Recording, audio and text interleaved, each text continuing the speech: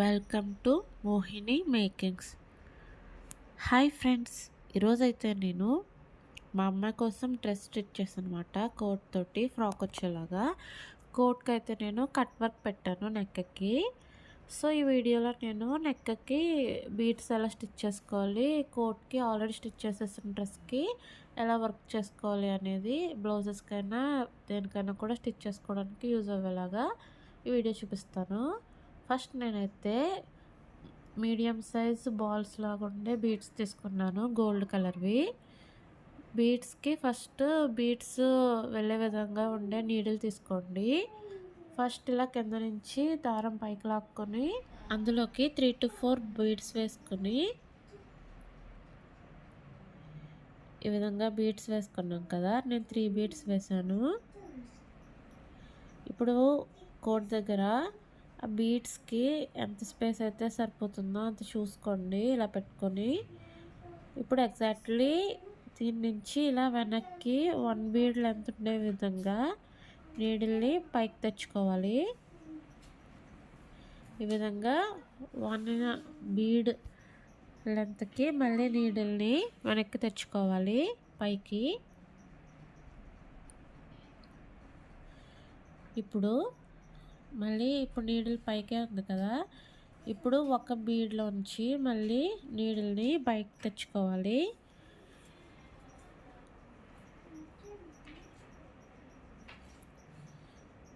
Same ఇప్పుడు మళ్ళీ ఇంకో 3 బీడ్స్ వేసుకోండి. స్ట్రైట్ లైన్లో ఇలాగే స్టిచ్ చేసేసుకోవచ్చు. ఇలా ఒక బీడ్లోంచి మళ్ళీ పైకి తెచ్చుకోవడం వల్ల బీడ్స్ అన్నీ ఒకే లైన్లో ఉన్నట్టు వస్తాయి, అటు ఇటు కాకుండా. సో స్ట్రైట్ లైన్లో ఉండదంతా అయిపోయింది కదా, ఇప్పుడు కర్వ్ పార్ట్ వచ్చింది. కర్వ్ పార్ట్ కోసం కూడా ముందు నేను 3 బీడ్స్ వేస్తాను.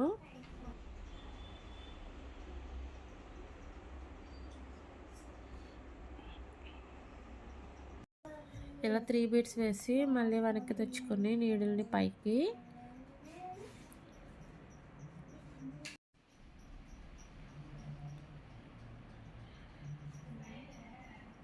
మళ్ళీ 1 or 2 బీడ్స్లోంచి నీడిల్ని ఇలా పైకి తెచ్చుకోండి. పైకి తెచ్చుకొని సేమ్ కర్వ్ పార్ట్ అయ్యే వరకు బీడ్స్ కుచ్చేసుకోండి.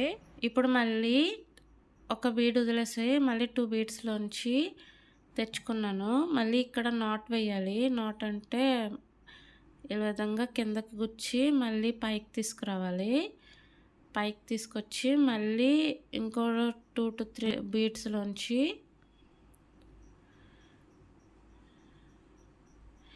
ఇలా తెచ్చుకోవాలి. అలా నాట్స్ వేసుకుంటే మనకి బీడ్స్ కిందకు వాలిపోకుండా ఉంటాయన్నమాట.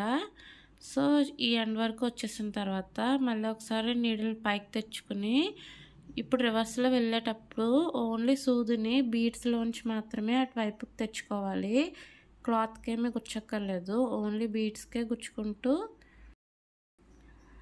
ఇలా నీడిల్ని అటువైపుకి తెచ్చుకోవాలి. ఇలా తెచ్చుకోవడం వల్ల బీడ్స్ అన్నిటికి కర్వ్ కరెక్ట్గా తిరుగుతుంది. ఈ విధంగా అటు ఇటు కాకుండా ఉంటుందన్నమాట, నీట్గా ఉంటుంది. సో నెక్స్ట్ కర్వ్ కూడా మీరు కావాలంటే ఈ విధంగానే స్టిచ్ చేసేసుకోవచ్చు. నేనైతే ఇక్కడ ఇంకో ప్రాసెస్లో చూపిస్తాను చూడండి. మనకి కర్వ్ ఎంత లెంత్ ఉందో అంత సైజ్కి సరిపడేలాగా బీడ్స్ కుట్టేసుకోండి. ఫస్ట్ గుచ్చేసుకుని తర్వాత 3 బీడ్స్ వదిలేసి 3 బీడ్స్కి ఈ విధంగా గుచ్చుకుంటూ నాట్ వేసుకుంటూ మళ్ళీ ఆ ఎండ్కి వచ్చేయండి.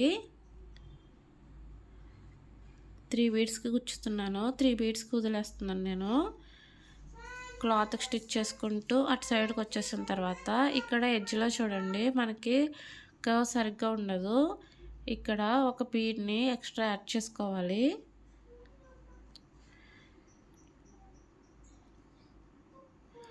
ఇక్కడ ఈ విధంగా యాడ్ చేసుకొని మళ్ళీ సూదిని పైకి తెచ్చుకొని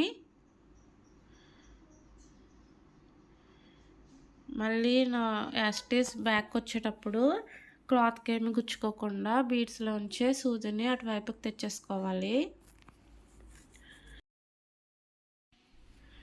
సో ఇదే విధంగా నెక్ మొత్తం మీకు 2 ప్రాసెస్ చూపించాను కదా, ఏ ప్రాసెస్ నచ్చితే అదే ప్రాసెస్లో మొత్తం ఈ కట్ వర్క్ మొత్తం స్టిచ్ చేసేసుకోండి.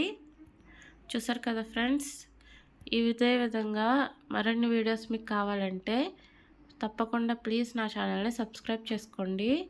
నా ఛానల్లో ఇంకా stitching videos, drawing videos, craft videos చాలా వీడియోస్ ఉన్నాయి, ఒకసారి చెక్ చేయండి. మీకు నచ్చిన వీడియోస్ లైక్ చేయండి. Please to support me. So neck అంతా స్టిచ్ అయిపోయింది కదా, నెక్స్ట్ నేను బ్లూ కలర్ కుందన్స్ని అలాగే కుందన్స్ కింద కోసం ఇలా రౌండ్గా ఉండే గోల్డ్ కలర్వి తీసుకున్నాను. ఇప్పుడు గమ్ పెట్టుకుని మనకు కావాల్సినట్టు ఈక్వల్ లెంత్లో పెట్టుకోండి. నేనైతే ఈ విధంగా పెడుతున్నాను. మీకు లెంత్ డౌట్ ఉంటుందంటే టేప్ తోటి ఫస్ట్ డాట్స్ పెట్టేసుకుని పెన్సిల్తో టేప్తో అప్పుడు పెట్టుకోండి. నేనైతే మామూలుగా పెట్టేశాను గ్లూ. ఫస్ట్ కింద గోల్డ్ కలర్ రింగ్స్ ఉన్నాయి కదా, అవి పెడుతున్నాను. ఈ విధంగా రింగ్స్ అన్నీ పెట్టేసుకున్నాక వీటిపైన మళ్ళీ గ్లూ పెట్టుకొని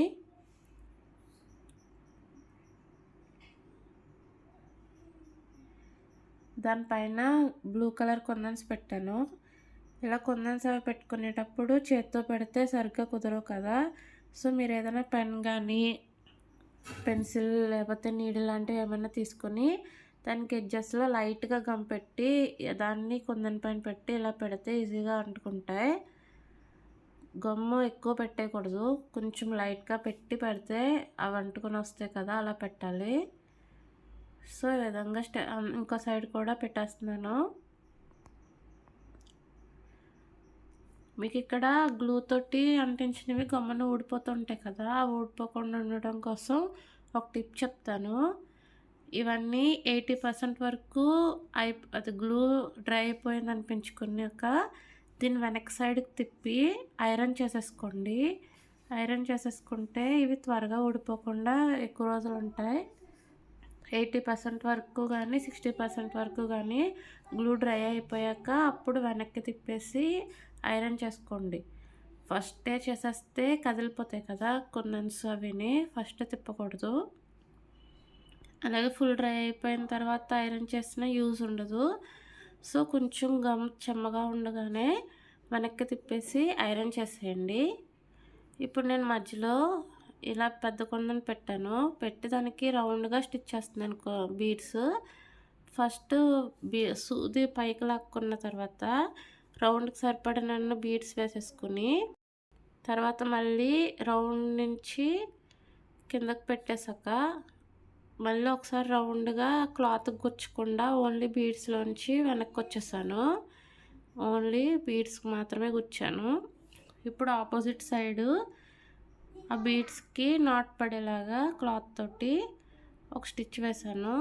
తర్వాత ఇటు సైడు అలాగే ఆపోజిట్ సైడ్ మొత్తం 4 సైడ్స్ ఈ సూది ఆ థ్రెడ్ కదిలిపోకుండా ఇలా స్టిచ్ చేసేసుకోండి రౌండ్ స్టిచ్ చేసినప్పుడు.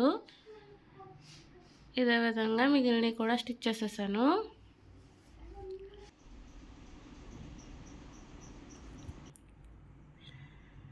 సో రౌండ్స్ స్టిచ్ చేసినప్పుడు ఈ విధంగా స్టిచ్ చేసుకుంటే రౌండ్ షేప్ కరెక్ట్గా వస్తుంది, అలాగే కదిలిపోకుండా ఉంటాయి.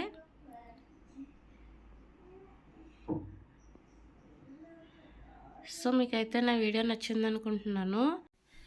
సో నేను ఆల్రెడీ చెప్పాను కదా, మీకు మరిన్ని ఇటువంటి వీడియోస్ కావాలంటే ప్లీజ్ నా ఛానల్ని తప్పకుండా సబ్స్క్రైబ్ చేసుకోండి. ఇప్పుడు హ్యాండ్స్ దగ్గర కూడా బీడ్స్ స్టిచ్ చేస్తున్నాను. స్ట్రైట్ లైన్ ఎలా స్టిచ్ చేయాలో ఆల్రెడీ చెప్పాను కదా, సో అదేవిధంగా 3 to 4 బీడ్స్ వేసుకుంటూ వెనక్కి లాక్కుంటూ మళ్ళీ బీడ్స్లోంచి నీడిల్ని తెచ్చుకుంటూ స్ట్రైట్ లైన్ లాగా కుట్టేశాను. హ్యాండ్కి ఈ విధంగా స్టిచ్ చేసుకున్నాను. సో కోట్ అయితే ఈ విధంగా రెడీ అయిపోయింది. మీ డ్రెస్సెస్కి, శారీ బ్లౌజెస్ కూడా కట్ వర్క్ స్టిచ్ చేసుకుంటే ఈ విధంగా హ్యాండ్స్ దగ్గర బీడ్స్ స్టిచ్ చేసుకుంటే లుక్ చాలా బాగుంటుంది. అలాగే నేను ఈ డ్రెస్ స్టిచ్ చేసిన వీడియో కూడా నా ఛానల్లో అవైలబిలిటీ ఉంది. లింక్ నేను డిస్క్రిప్షన్లో ఇస్తాను, తప్పకుండా చూడండి ఆ వీడియో కూడా. So thanks for watching my video.